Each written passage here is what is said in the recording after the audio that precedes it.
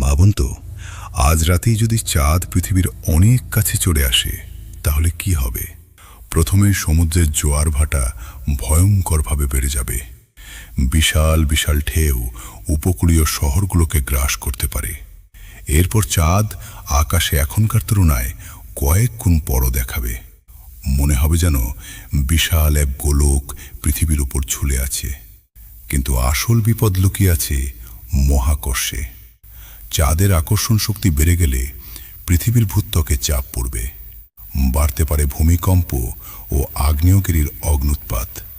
আর যদি চাঁদ খুব বেশি কাছে চলে আসে তাহলে শুরু হবে ওরস সীমা ভালার ঘটনা। তখন চাঁদ টুকরো টুকরো হয়ে পৃথিবীর চারপাশে এক বিশাল বলয় তৈরি করতে পারে।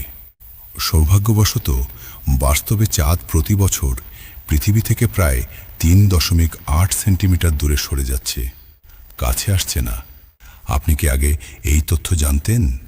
কমেন্টে অবশ্যই জানান।